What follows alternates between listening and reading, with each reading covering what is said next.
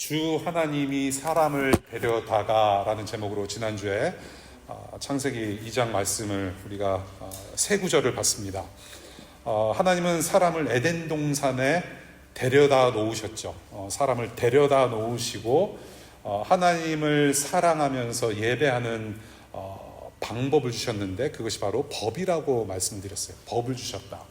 그래서 의무를 주셨고 권리를 주셨다. 그래서 그것이 마치 하나님 나라의 헌법같이 이렇게 우리에게 주셨다라는 것을 우리가 지난주에 나눴죠. 그리고 그 헌법을 기초로 해서 제한법을 하나 주셨는데 그것이 뭐냐면 무엇을 먹지 말아라?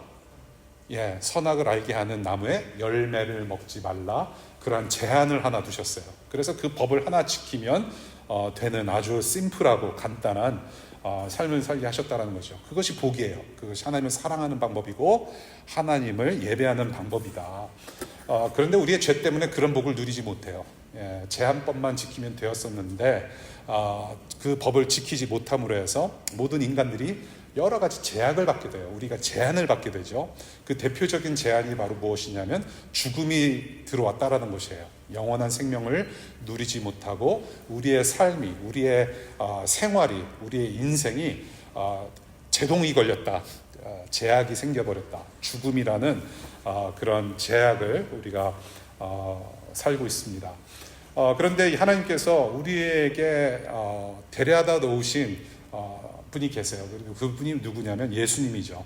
우리의 일상 가운데, 우리의 인생 가운데 예수님을 보내셔서 예수님께서 사랑의 법으로 우리를 다시 하나님의 자녀 만드셔서 원래 에덴 동산에서 누리게 하셨던 그 복을 다시 누리게 하셨다라는 것이 바로 지난주의 요점이었습니다.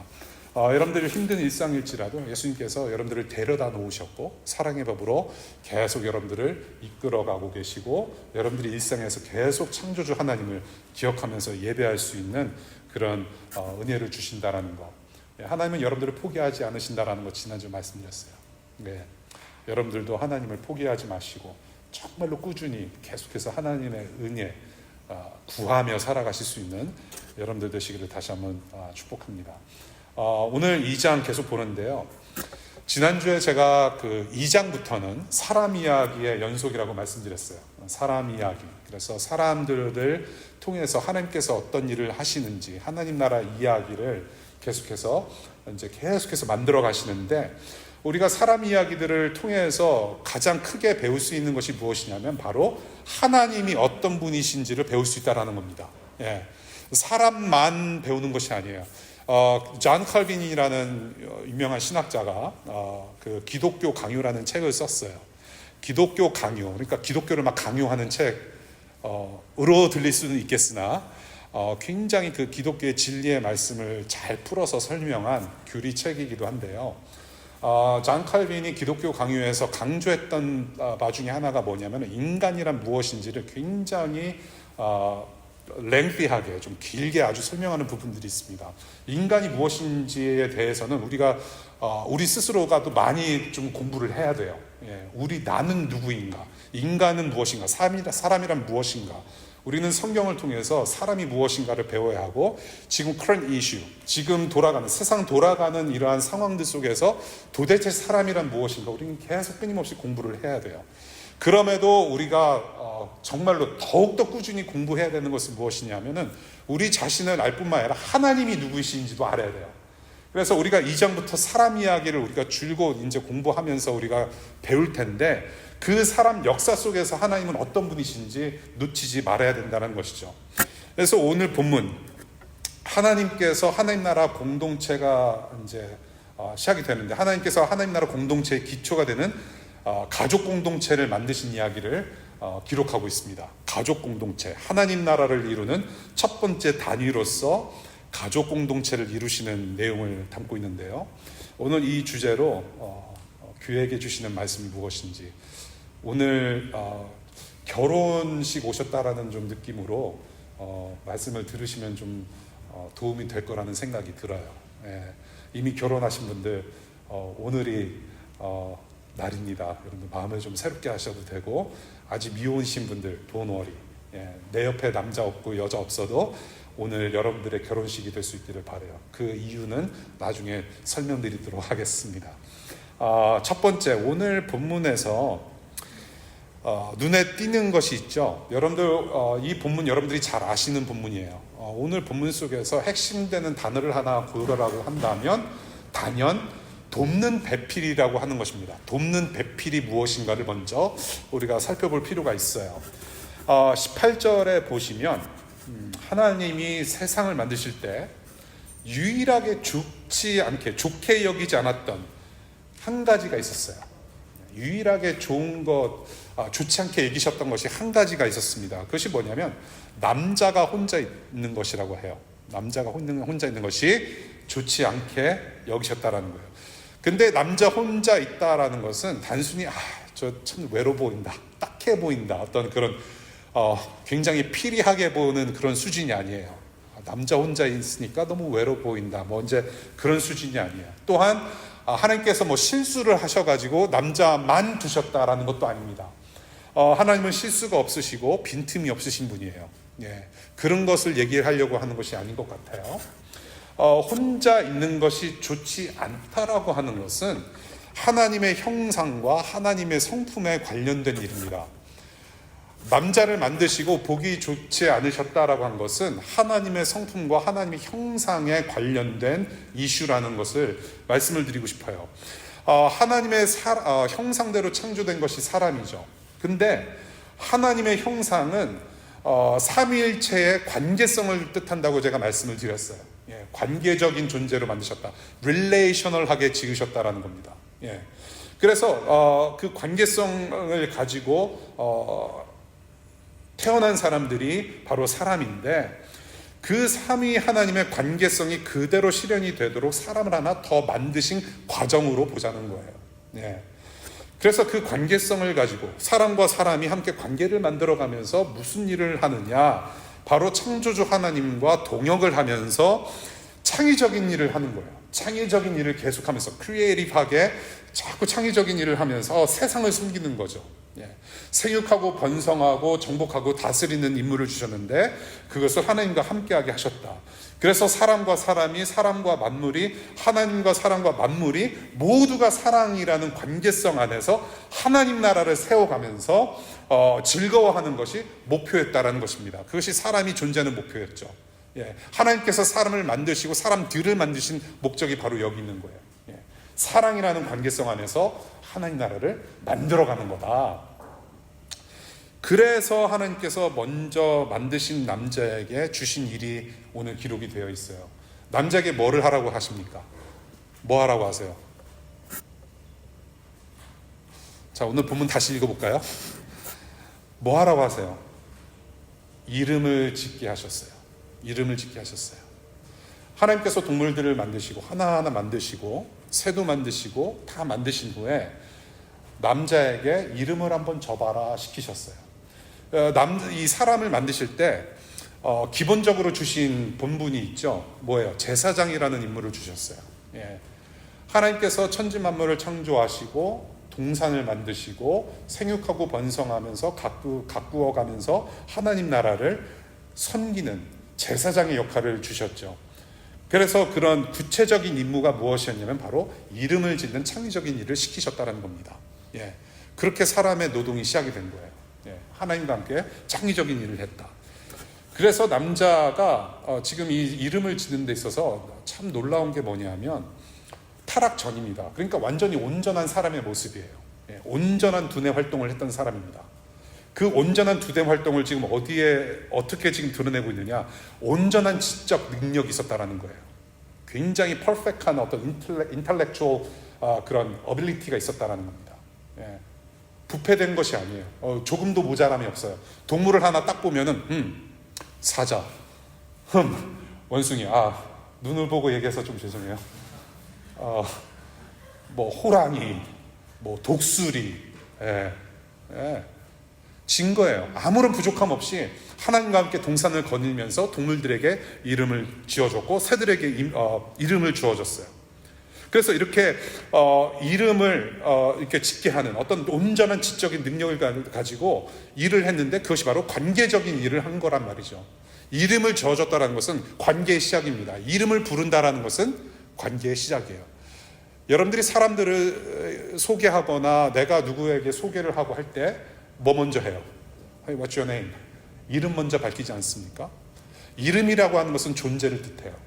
굉장히 중요하죠. 이름 자체가 존재인 거예요. 예. 홍주영이라는 사람이 이름을 가졌다는 것은 홍주영이라는 존재가 있다는 것을 인정하는 것이죠. 예. 그러니까 굉장히 중요한 일을 한 거예요. 동물들에게 이름을 주어졌다는 것은 그 존재를 인정했다는 것입니다. 하나님께서 만드셨고 나는 이름을 짓고, 그래서 그 이름을 받은 모든 존재를 존귀하게 여기고 섬겼다라는 겁니다. 그렇게 해서 하나님 나라 일을 했다라는 것이죠. 사람 손에 만물을 맡기셨다. 그러니까 창조는 하나님이 하셨는데 모든 만물들을 사람 손에 맡기셨다라는 것을 오늘 본문에서 가르쳐요. 예, 사람 손에 맡기셨다. 이름 짓는 것부터 이제는 다 사람 거란 말이에요. 예. 자, 그렇게 이제 창의적인 일을 하면서 하나님 나라를 이제 하나둘씩 이제 갖고 가기 시작합니다. 그런데 보니까 이 일을 남자가 혼자 할 수 있는 일이 아닌 거예요. 예. 너무나도 많습니다. 하나님께서 지으신 세계가 굉장히 풍성해요. 만물이 뭔가 많아요, 지금. 그러니까 혼자 할 수 있는 게 아니에요. 아까 말씀드린 대로 삼위 하나님의 관계성 안에서 만들어 가야 할 하나님 나라이어야 되는데 지금 남자가 혼자는 할 수 없단 말이에요. 그렇죠? 예. 그래서 이제 돕는 배필이라는 또 다른 사람을 만들어 주신 거예요. 그것이 이제 배경이 됩니다. 예. 또 다른 사람을 만드셨는데 여기서 한 가지 간과하지 말아야 될 것이 있어요. 지금 이 아담은 하나님의 약속을 들은 사람이에요. 하나님께서 뭐라고 하셨어요? 내가 너를 돕는 배필, 돕는 사람을 하나 만들어 주겠다라고 약속을 하신 다음에 바로 여자를 만들어 주지 않으세요. 그냥 일 먼저 시키세요. 자, 이름을 어떻게 짓는가 한번 보자. 예. 근데 거기서 아담이 아마 깨달았었어야 될 거예요. 아, 이게 내가 하고 보니까 뭐예요? 혼자 할 수 있는 일이 아니구나. 예. 어떤 깨달음을 주시려고 하는 장치일 수도 있어요. 예. 그러니까 남자가 사실은 먼저 깨달은 것이 아니라 가만히 보면요, 하나님께서 먼저 아신 거예요. 사실은 하나님께서 먼저 약속을 하셨기 때문에.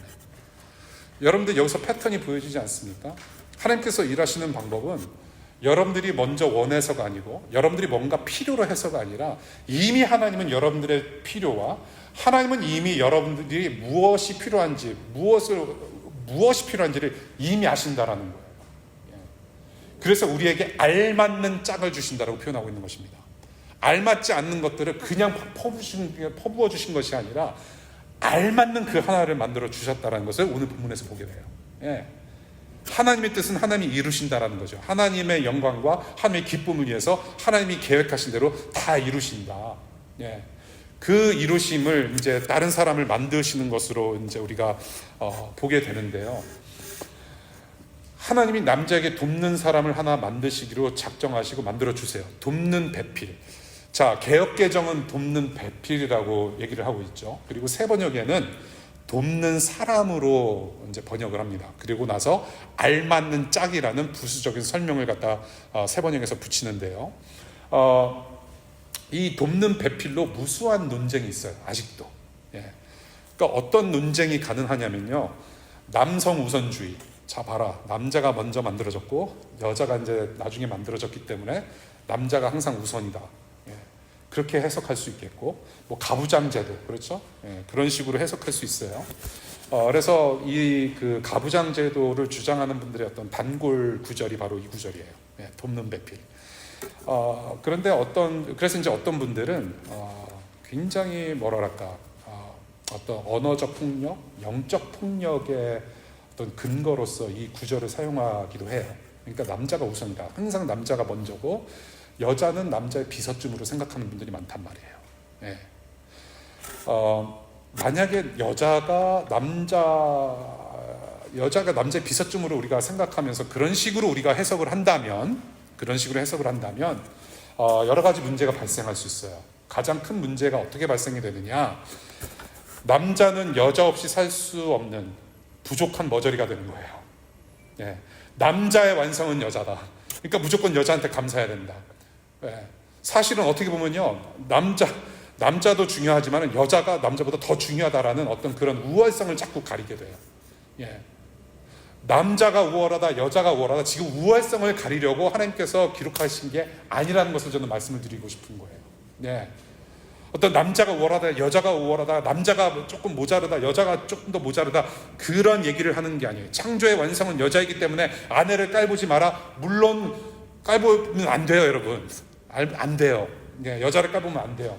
그런데 성경은 이런 거를 가르치려고 적어놓은 게 아니라는 것을 좀 말씀을 드리고 싶어요. 먼저 남자의 사람 되면 여자의 손에 달렸다. 경험상 그건 맞아요. 제 아내가 저를 사람 되게 해요. 예, 그럼에도 불구하고 오늘 여러분들께 들려주시는 이 창세기 2장의 말씀은 그거를 가르치려고 하는 것은 아니라는 것을 말씀드리고 싶다는 거예요. 자, 여기서 말하는 돕는 배필은 우리가 흔히 알고 있었던 남녀 간의 우월성, 스프로머시 같은 거를 가르치려고 하는 것이 아니라 남녀가 서로를 필요로 한다는 겁니다. 남녀가 서로를 필요로 한다는 거예요. 둘 다 중요하고 다 필요한 존재라는 겁니다. 이 새 번역이 원어에 가까운 번역을 하고 있는데, 그를 돕는 사람 곧 그에게 알맞는 짝이라고 얘기하고 있습니다. 그게 원어예요. 영어 성경으로는 a helper fit for him, suitable helper라고 표현을 하고 있어요. suitable하다. 예. that fits him, 알맞는 helper. 예. 이게 지금 남자 여자가 서로에게 알맞게 짝이 되는 완성을 뜻하는 것입니다. 완성을 뜻해요. 예, 서로 알맞게 짝이 되는 완성을 뜻해요. 여러분들 퍼즐을 맞추지 않습니까? 제가 이민을 오면서 15살 이민 와서 굉장히 그 심심한 시간을 보낸 적이 있었어요. 예, 물론 이제 미국에 오자마자 일을 하고 했는데 심심한 시간들이 있었어요. 왜냐면 차가 없기 때문에 집에 이제 방콕하는 시간에 주로 이민자들이 뭐 하는지 아세요? K마트 같은 데 가가지고 500개짜리 퍼즐을 사요. 예, 퍼즐 줄줄 사다가 심심할 때 퍼즐 맞추는 게 이민자들 초창기의 일입니다. 예, 500개 맞추다가 이제 조금 이제 좀 속도가 붙으면 이제 1000개짜리 사고, 이제 과감하게 5000개짜리 사요. 예, 그래서 주로 이제 이민 오신 분들, 땡스기빙 때 가족이 없어서 집에 머무시는 분들, 땡스기빙 때 주로 뭐 하냐면 그냥 갈비뼈 먹고 퍼즐하는 게 일인 거예요. 예, 5000개 맞춰요. 그래서 이제 그거를 잘 어떻게 해가지고 종이에 잘 붙여다가 액자 걸어놓고 막 그래요. 예. 퍼즐은요 다 중요해요. 여러분들 퍼즐 맞출 때 뭐가 가장 중요할까요? 가장 뭐 먼저 해요? 퍼즐 맞출 때. 심심한 적이 없으셨군요, 여러분들은. 예. 먼저 테두리 맞추는 게 일이에요. 예. 테두리를 맞춘 다음에 서서히 테두리에 맞는 그림을 갖다가 계속 빌드업을 해야 돼요. 그게 가장 빠른 방법이거든요.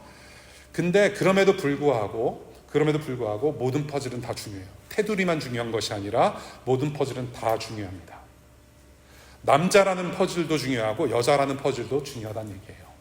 그래서 거대한 완성이라는 그림을 하나님께서 보여주셨다는 겁니다. 그래서 이것은 바로 알맞는 짝, 퍼즐처럼 딱 알맞는 짝으로 남자와 여자를 에덴 동산에 두셨고, 그것을 사람의 창조의 완성으로 보셨다는 거예요. 예, 서로 알맞는 짝.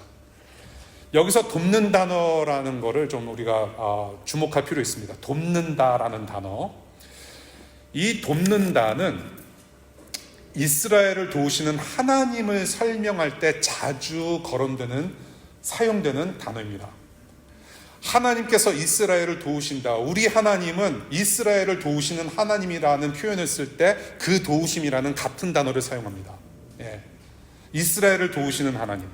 여러분, 하나님께서 이스라엘을 왜 도우셨을까요? 예. 지금은 내치신 것 같아요. 이스라엘이 하도 정신을 못 차리니까 하나님께서 이스라엘을 잠시 내버려 두신 것 같아요. 내버려 두니까 지금 막 나가지 않습니까? 근데 이스라엘을 하나님께서는 계속해서 도우셨어요. 예. 이스라엘 히브리 민족을 출애굽시키시면서 계속해서 도우셨고, 예. 지금도 도와주시면 너무나 좋겠어요. Anyway, 왜 이스라엘을 하나님께서 도우셨을까요? 뭐예요? 바로 관계성. 이스라엘 민족을 만드시고 사랑이라는 관계성 안에서 하나님 나라를 함께 일구어 가자. 온 민족들 가운데 하나님 나라를 세워가면서 그 하나님 나라의 영광과 기쁨을 함께 누리기 위해서 이스라엘이라는 민족을 먼저 선택하셔서 선교의 민족으로 세우신 거죠. 예. 사실은 구약 성경에 보면은 구체적으로 어떤 선교의 명령을 막 이렇게 제시를 하거나 그런 적은 없어요. 그런데 원래 그 민족이 그런 일을 했었어야 된다라는 거예요. 예. 그것이 그 이스라엘 민족의 네이처가 되었어야 됐어요. 그래서 우리 하나님께서 이스라엘을 계속 도우십니다. 정신 차리게 하시고, 더러는 심판도 주시면서 좀 이렇게 맴매도 하시고, 그리고 더러는 이스라엘 민족이 혼란에 빠졌을 때 다시 구원해 주시기도 하고, 하나님께서 안 떠나신 적이 없었어요. 늘 도우시는 하나님. 자, 돕는 배필을 주시는 것도 같은 목적이라는 겁니다.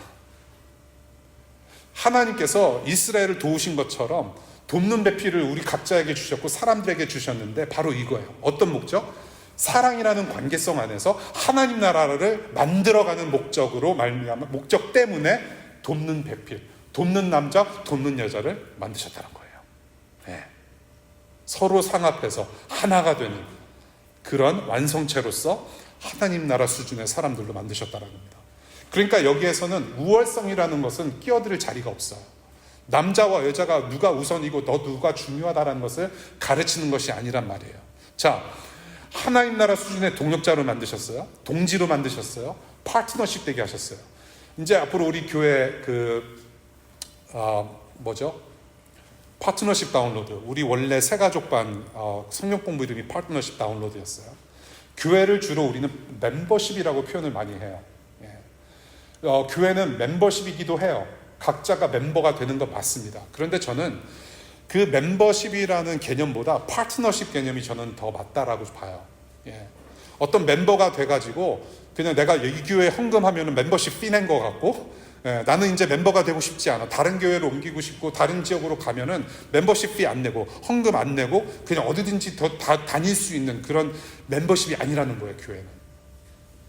교회는 예수 그리스도의 몸입니다. 우리는 그냥 지역교회로 모였을 뿐이지 어느 교회 공동체에 소속해 계시든지 여러분들은 예수 그리스도의 몸으로 파트너가 되는 거예요. It's more than membership. 그러니까 하나님 나라 파트너로서 내가 아프면 다른 지체들도 아프게끔 파트너십으로 함께 가는 것이 교회입니다. 이제 우리가 다다음 주부터 파트너십 다운로드 다시 시작할 거예요. 성경 공부를.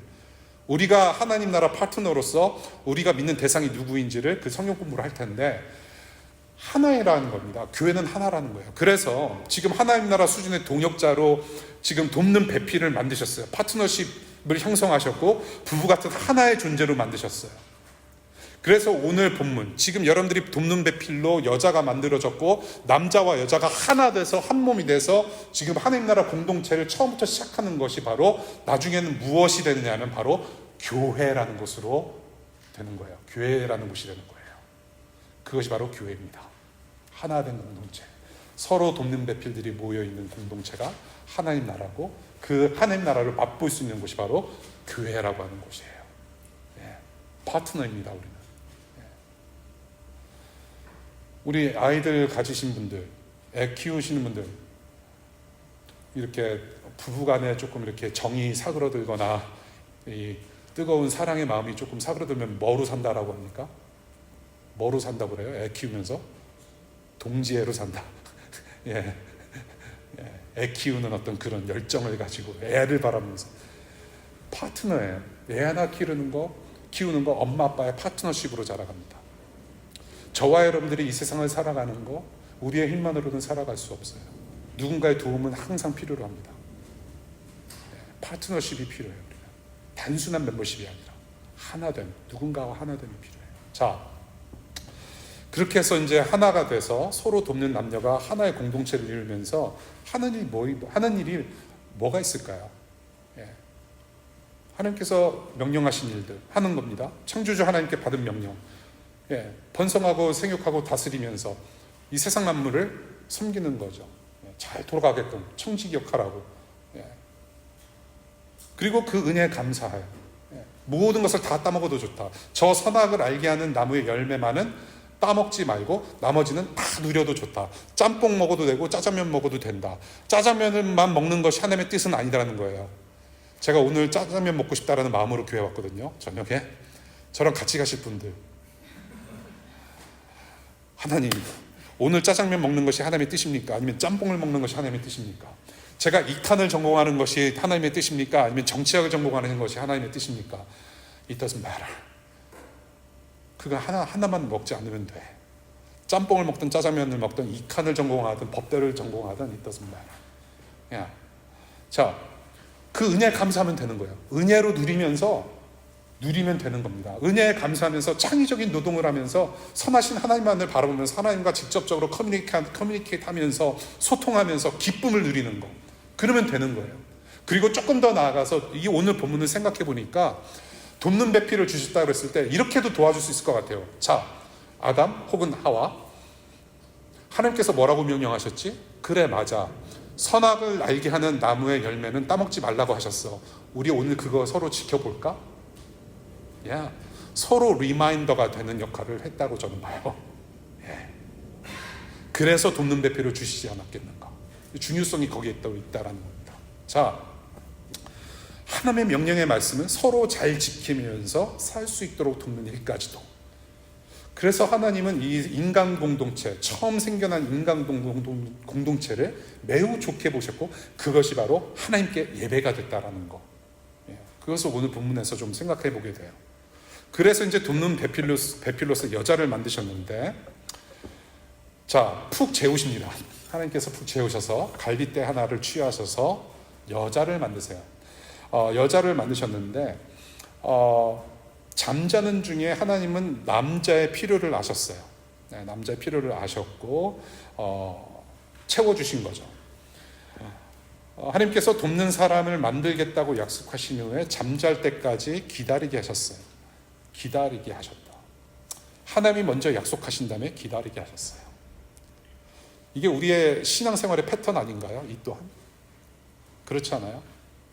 하나님은 우리에게 복을 허락하셨어요. 이미 우리는 이 세상에 태어나면서 우리는 죄인으로 태어났지만, 그래서 죄를 지을 수밖에 없는 저주를 가지고 태어났지만, 우리는 여전히 하나님의 복을 가지고 태어났습니다. 하나님을 알 수 있는 은혜를 우리는 가지게 돼요. 지금 우리는 그런 복을 누리고 있어요. 자, 지금 무슨 말을 하려다가 말았죠? 근데 우리는 이미 복을 받았고, 우리는 이미 은혜를 알았고, 예수 그리스도라는 이름을 들었고, 우리는 이미 하나님의 자녀로 살아가고 있어요. 근데 더러는 우리가 하나님께 기도를 하면서 우리가 요청을 하는 것이 있단 말이에요. 하나님의 도움을 우리는 구할 때가 있어요. 그런데 우리가 기도를 하는 거에 있어서 하나님은 늘 기다리게 하세요. 하나님께서 이미 약속하신 것들이 있는데 우리를 항상 기다리게 만드세요. 아니, 우리가 기도하는 기도 생활이 이러면 정말 좋겠어요. 그러면 정말 기도할 만 나요. 하나님, 오늘 제가 당장 필요한 것은 이겁니다. 들어주십시오. 그러면 당장 들어주시면 얼마나 기도할 맛이 납니까? 그렇지 않아요? 좀 하나님과 대화하는 맛이 있지 않습니까?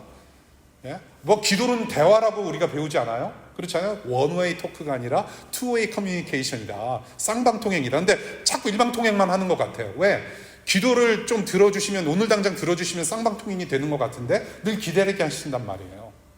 근데 그것이 여기서 패턴으로 나타나요. 아담을 기다리게 하세요. 첫 남자를 기다리게 하십니다. 우리가 경험하는 하나님께서 일하시는 방법 같아요. 자, 오늘 이제 그것을 말을 하려고 하는 것이 아니에요. 더 중요한 게 있어요. 이 갈비뼈라는 말은 옆구리라는 것으로도 번역이 돼요. 옆구리다. 그러니까 갈비뼈, 옆구리 뭐 다 상통하는 거예요. 그러니까 그만큼 옆구리에 붙어 있어야 할 만큼 가깝고 서로 의존하는 관계라는 것으로 해석할 수 있다는 얘기예요. 갈비뼈로 만들어졌다는 것은 결국은 사람이 사람을 낳고, 그러니까 결국 이 사람하고 저 사람하고는 동일한 거다. 둘 다 하나님의 형상으로 만들어진 거예요. 동등한 입장이라는 겁니다. 사람이에요. 자, 그래서 남자와 여자 서로 가깝게 의존할 만큼 서로 하나 되는 공동체를 만들어 주신 것인데, 이제 여기가 참 중요해요. 이 하나라는 것을 잘 드러내는 부분이 바로 여러분들이 결혼식 주례사로 자주 듣는 23절의 말씀이에요. 자, 23절. 그때 그 남자가 말하였다. 우리 한번 같이 읽어볼까요? 같이 읽어볼까요? 오늘 여러분들 결혼식이니까. 같이 한번 읽겠습니다. 시작. 이제야 나타났구나. 이 사람. 뼈도 나의 뼈, 살도 나의 살. 남자에게서 나왔으니 여자라고 부를 것이다. 자, 이 여자라는 사람에게 이름을 붙여줘요. 여자. 남자가 이제 여자라고 불러줍니다. 이 지금 여자라는 존귀한 사람과의 관계성이 시작되는 시점이에요. 지금 아까 첫 남자가 동물들하고 새들에게 이름을 지어줌으로 해서 이 만물과 관계성이 시작됐다라고 말씀드렸지 않습니까? 지금 이제 여자가 만들어지면서 여자와 관계성이 시작이 돼요. 여자에게 이름을 지어줍니다. 네, 여자에게 이름을 지어주는데 그 여자를 히브리어로 지금 원어로 보면은 이샤라고 불러요. 이샤. 그리고 그 남자는 이시라고 기록하고 있어요. 남자는 이시, 여자는 이샤. 그래서 지금 이게 남자와 여자의 동등함을 짐작하게 하는 언어 유희라는 거예요. 너무나도 비슷하지 않습니까? 이시, 이샤. 네. 둘 다 이시예요. 이시, 이샤. 네. 두 퍼즐이 하나의 퍼즐이 되는 거예요. 지금 이시와 이샤가 하나의 퍼즐이 돼요. 부부로서 하나가 됩니다. 여러분들 부부생활 혹은 남자친구 여자친구 남자가 조금 부족하잖아요. 그럼 여자분들 저 이씨 그거 너무 이렇게 마음 아파하게 생각하지 마세요. 남자분들 남자 뭐 그렇게 하는 거예요. 그렇죠? 저 남자 이씨. 네. 남자와 여자는 하나다. 부부관계. 자, 그래서 지금 이렇게 남자와 여자를 만드시고 하나 되게 하셨어요. 24절과 25절 봅니다. 24절과 25절에 아내라고 표현을 합니다. 그런데 이 아내라고 하는 단어는 사실 원어로 다시 보면은 여자라는 뜻이에요. 여자입니다. 이샤예요. 이샤. 근데 이 이샤라는 단어는 아내라는 뜻도 되고 여자라는 뜻도 돼요. 같이 사용할 수 있는 단어가 됩니다. 예. 그래서 아내로 여기서는 번역을 하고 있죠. 아내예요. 동시에 사용이 가능해요. 드디어 결혼이라는 제도를 통해서 사람 공동체가 탄생을 해요.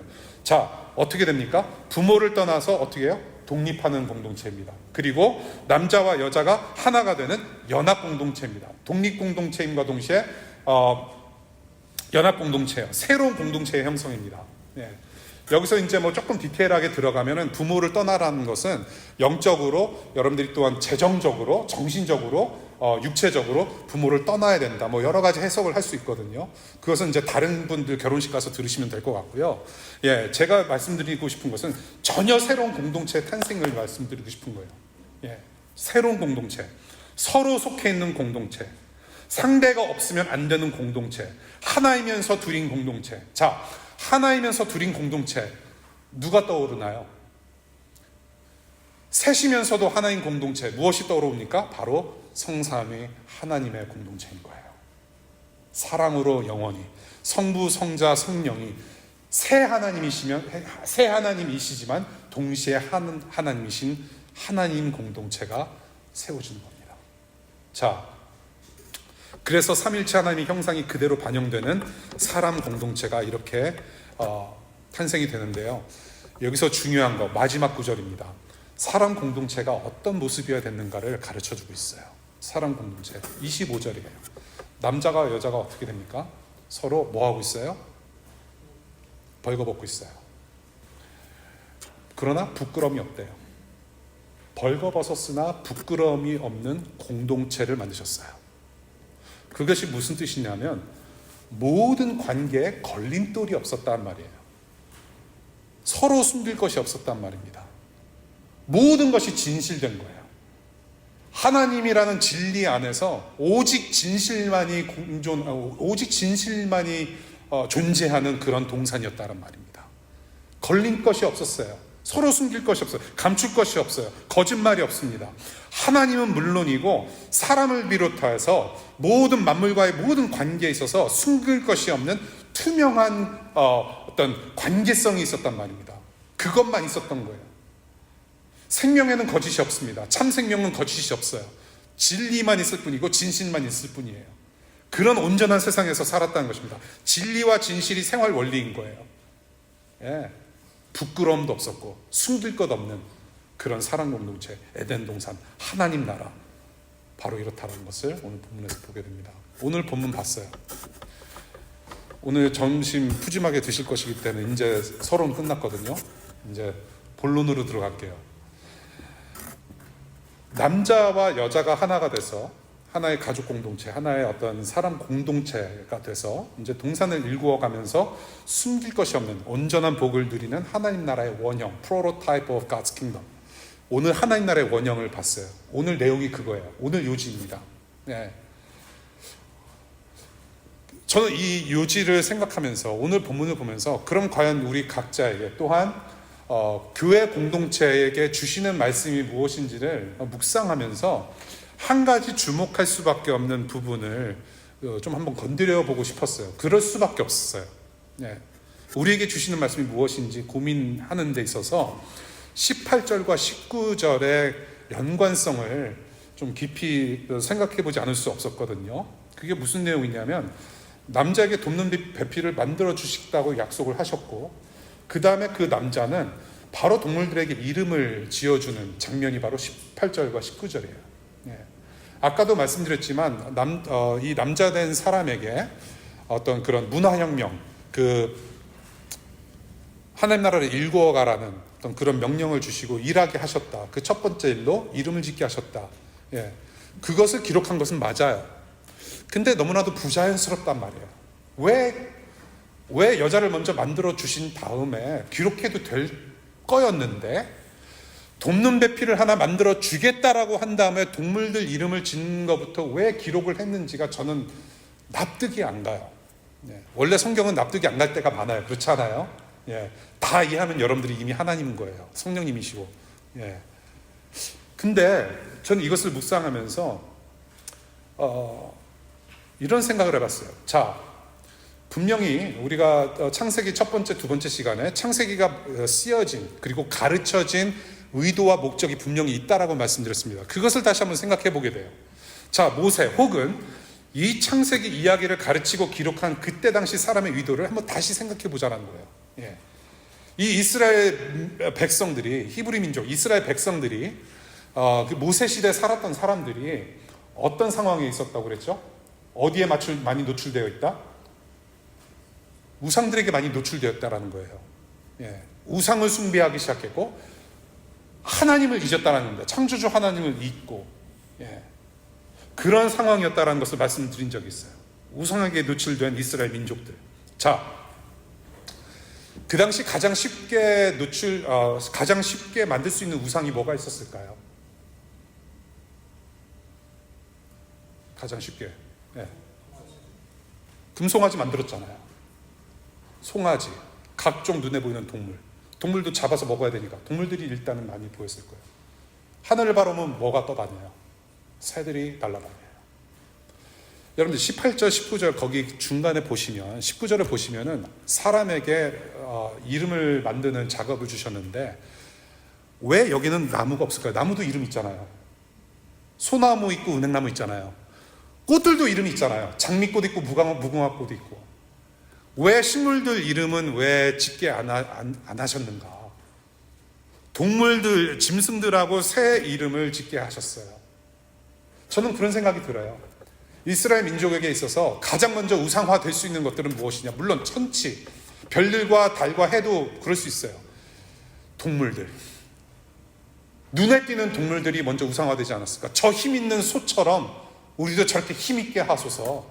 예. 저렇게 새끼들을 많이 낳는 저런 동물들처럼 우리도 번성하게 하소서. 동물들을 깎아다가, 새들을 깎아다가 우상화하지 않았을까? 그 당시 그 상황에서 모세 혹은 이 창세기를 썼던 사람이 그런 의도를 가지고 18절 뒤에 돕는 사람은 너희들이 우상화시키는 그런 동물들이 아니라는 것을 말하기 위함이 아니었을까? 예. 동물들은 뭐예요? 사람이 다스려야 될 그런 생명체란 말이에요. 하나님께서 다스리도록, 예, 정복하도록 주신 것들이 동물이란 말입니다. 새들인 거예요. 사람들 밑에 동물이 있다는 겁니다. 다스리면 되는 거예요.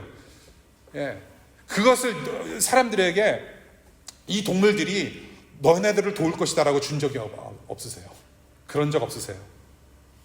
그것을 강조하기 위해서 이 모세 혹은 창세기 저자가 이것을 지금 19절에 넣으면서 이스라엘 민족아 돕는 배필 그거 아니다. 그 얘기를 하고 싶었던 것이었어요. 제가 생각합니다. 자, 너희들에게 알맞는 자 돕는 배필은 너희가 다스려야 할 짐승과 새가 아니다. 이스라엘은 우상과 하나 될 수 없다. 우상이 되는 것들은 너희를 결코 도울 수 없다.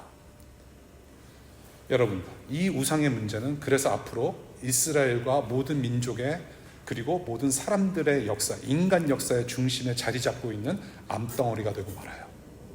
우상 문제가. 하나님을 하나님으로 모시지 않기 때문에 투명한 관계도 깨져버려요. 3장부터 이제 수치가 들어옵니다. 부끄러움이 들어와요. 서로 도와서 돕는 배필로서 서로 도와서 퍼즐처럼 조각조각들이 모여서 하나가 돼서 하나님 나라가 완성이 되어야 될 그런 거야 되는데 그게 다 깨져버리고 말아요. 다 무너지고 맙니다. 벌거벗은 투명성. 하나님과 이스라엘 백성들과 이 모든 사람들과의 관계를 이렇게 원하셨던 거 아니었을까요? 투명한 관계성. 근데 그게 다 깨지고 말아요. 3장부터 모세 시대를 거쳐서 지금까지의 사람들의 역사입니다. 이것이. 여러분들 매스 애브뉴 왔다 갔다 하시잖아요. 매사추세츠 애브뉴. 거기 사이스 학교 있고 그렇죠. 예. 거기 우리나라 자랑스러운 태극기 앞에 우리가 이제 가슴에 손 얹고 이렇게 맹세도 할 수 있는 대사관도 있고. 예. 매스 애브뉴에 얼마나 많은 CIA 정보국 차량들이 많이 다닐까요? over 170 countries. 170여 개국 이상의 대사관들이 모여있는 엠버시 로우가 바로 매사추세츠 애브뉴예요. 부통령 관저도 있어요. 여러분들 그 앞에 얼마나 많은 정보국 차량들이 많이 왔다 갔다 할까요? 대한민국 그 보안 굉장히 뭐 괜찮다라고 얘기를 하지만 다 뚫립니다. 제가 이래봐서 알거든요. 다 알아요. 미국이 우리 계속 감청하고 도청하고 있다라는 거. 예. 우리는 뭔가 감추는 게 많지 않아요? 하나님 앞에서도. 근데 하나님은 다 알고 계세요. 이스라엘 민족 무슨 우상을 섬기고 있는지 다 아셨어요. 그것을 어떤 저자가 성령의 감동으로 말미암아 동물과 새의 이름을 지었으니 이런 것들은 우리가 이름을 지으면서 다스려야 할 존재지 이것들은 너희들에게 전혀 도움이 되지 않는다. 이런 역사 속에 하나님께서 예수라는 돕는 사람을 보내주세요. 드디어 진짜 돕는 사람을 주셨어요. 우리 빌립보서 4장 19절 보겠습니다. 같이 읽어볼까요? 시작. 나의 하나님께서 자기의 풍성하심을 따라 그리스도 예수 안에 있는 영광으로 여러분에게 필요한 것을 모두 채우실 것입니다. 하나님의 영광과 기쁨을 영원히 누릴 수 있도록 하나님께서 돕는 배필, 예수 그리스도라는 돕는 배필을 저와 여러분들에게 보내주셨어요. 예수 그리스도. 네. 여러분들 구약 성경 이제 아까 이제 본론이라고 말씀드렸으니까 이제 구약 이제 시작할게요. 여러분들 구약 성경을 쭉 보시면요, 하나님께서 사람을 이스라엘 백성들을 뭐라고 부르시냐면 아내라고 부르세요. 아내로 이렇게 여기십니다. 네. 아내로 여기세요. 그런데 이 아내라고 하는 이스라엘 백성들이 간음을 해요. 우상을 섬깁니다. 동물과 새 깎아서 만들고 다른 바알 숭상을 하고 막 그런 삶을 아주 그냥 음란한 삶을 살아요. 예. 근데 우상과 간음하고 말아요. 이 이스라엘 민족, 이스라엘 백성이라고 하는 이 아내가 간음을 합니다. 간통죄가 있어요. 근데 이혼입니다. 사실은 자꾸 들어가면은 시간이 없는데 어떡하죠? 그래도 할까요? 재밌으시죠? 예, 헛웃음을 치시는군요. 간단하게 말씀드릴게요. 사실은 3장부터 사람과 하나님은 이혼한 상태입니다. 이혼한 상태예요. 그럼에도 불구하고 하나님은 이스라엘 백성을 특별하게 선택하셔서 아내로 취급해 주셨어요. 근데 그 아내가 선택을 받았음에도 불구하고 그것을 이스라엘 민족이 알았음에도 불구하고 음란을 저지릅니다. 예. 그래서 호세아서 여러분들 지지난주에 매일 성경 묵상하셨죠? 그래서 가늠한 여인으로 표현하는 거예요. 그럼에도 불구하고 하나님의 그 사랑, 하나님의 열심은 가늠한 여자를 포기하지 않아요. 예. 그것이 구약의 내용이죠. 그래서 그 이혼당한 아내, 이혼은 사람이 했습니다. 사람이 했어요. 하나님이 이혼 당하신 거예요. 근데 하나님은 여전히 그 사랑과 열정을 포기하지 아니하시고 그 사랑의 대상을 포기하지 아니하시고 예수 그리스도를 보내주세요. 예수님만이 길이에요. 어떤 길? 다시 재혼할 수 있는 길입니다. 그래서 예수님께서 무슨 일을 하세요? 십자가에서 죄를 사하여 주세요. 아내의 그 간음한 죄, 사람이 돌이킬 수 없는 하나님께로 돌이킬 수 없는 그 죄를 예수님께서 대신 십자가에서 피를 흘려서 죄값을 치러주심으로 죄 용서를 하십니다. 그래서 저와 여러분들이 이제 하나님과 다시 만나게 됩니다. 다시 재혼을 하게 되는데 그냥 재혼이 아니에요. 저 여자 보면 자꾸 옛날 생각나고 저 남자 보면 자꾸 옛날 생각나는데 어떻게 재혼할 수 있을까? 그런 두려움으로 재혼하는 게 아니에요. 예수님께서 하신 것은 뭐냐면은 새로운 처녀, 신부 되게 하셨어요. 신부 되게. 죄를 용서를 해주셨기 때문에 과거를 잊으신 거란 말이에요. 그 과거를 들먹이지 않도록 예수님께서 죄를 깨끗하게 씻겨주시는 일을 십자가에서 하셨단 말입니다. 그래서 구약 성경에서는 이스라엘 민족과 사람들을 아내라고 표현하지만 신약에서는 뭐라고 표현을 해요? 하나님으로 모시는 자녀들을 갖다가 신부라고 표현합니다. 그리고 요한계시록이 어떻게 끝나요? 혼인잔치로 끝납니다. 신랑이신 예수 그리스도, 어린 양 되신 예수 그리스도, 그분과 교회라고 하는 깨끗이 씻김을 받은 교회라고 하는 사람들이 함께 신부가 돼서 혼인잔치를 이루는 요한계시로 끝나요. 그 혼인잔치가 바로 영원입니다. 여러분. 이제 요한계시로 나왔으니까 끝난 거예요. 하나님과 영원한 혼인잔치에서 영원한 기쁨을 누려요. 예수께서 신랑이 되셔서 신부를 받아들이는 천국 공동체를 바로 교회라고 신약성경이 가르치고 있고, 신약성경을 보면 예수님이 등장하고 예수님 이후에 사도들이 교회를 형성하면서 서신서를 씁니다. 서신서에 그래서 뭐라고 씁니까? 주로 쓰는 말이 뭐예요? 서로 사랑하라, 서로 용납하고 서로 도와주면서 교회를 만들어가고 하나된 공동체로서, 천국 공동체, 복음 공동체로서. 그리고 또 하나 강조하는 게 있어요. 거짓 교사들을 경계하라. 하나님과 너희들의 관계를 멀어지게 하는, 성도와 성도 간의 관계를 멀어지게 하는 거짓 교사들, 거짓 복음을 증거하는 사람들을 경계하라는 얘기도 수시로 합니다. 돕는 배필, 서로 돕는 공동체는 깨질 수 없다. 돕는 사람이라는 제목으로 말씀을 나눴습니다. 본 회퍼가 오늘 본문을 가지고 한마디로 딱 요약을 해요. 교회의 원초적 형태다. 오늘 본문의 말씀 2장에 오늘 돕는 배필을 만드시고 남자와 여자가 하나 되는 그런 공동체, 교회의 원초적 형태라고 소개를 해요. 이것이 바로 오늘의 주제이고 핵심이고, 우리 에베소서 말씀 보겠습니다. 에베소서 5장 30절부터 32절까지의 말씀 시작. 우리는 그리스도의 몸의 지체이다. 그러므로 사람이 부모를 떠나 자기 아내와 합하여 그 둘이 한 몸이 되는 것입니다. 이 비밀은 큽니다. 나는 그리스도와 교회를 두고 이 말을 합니다. 우리가 창세기를 읽을 때, 다시 거듭 말씀드리지만, 창세기를 읽을 때 창세기만을 가지고 우리는 이해할 수가 없어요. 요한계시록까지 통틀어서 하나님의 역사, 하나님 나라라는 큰 관점으로 봐야 창세기가 이해가 됩니다. 결국 이것은 무엇을 가르치느냐? 바로 예수 그리스도를 통한 교회, 하나님 나라를 보게 한다는 거예요. 그래서 갈라디아서 3장 28절에 종과 자유자 없이, 헬라인과 유대인 없이, 남자와 여자 구분 없이 모두가 하나인 공동체를 선포합니다. 그것이 교회라고 선포를 해요. 하나다. 이제 결론을 말씀드려야 되는데 맺을게요. 첫 번째는 예수님이 여러분들 돕는 배필이십니다. 돕는 배필은 옆에 있는 사람들 돕는 배필이에요. 여러분들 한 명 한 명이 누군가에게는 도움을 줄 수 있고, 또한 여러분들이 도움을 받을 수 있는 돕는 배필, 알맞는 사람들로 살아갑니다. 여러분들 이미 누군가에게는 도움이라는 것을 주고 계실 거예요. 여러분들의 존재는 그만큼 존귀합니다. 그리고 우리를 최종적으로 도우실 수 있는 분은 예수님밖에 없어요. 예수님만이 우리의 신랑 되시고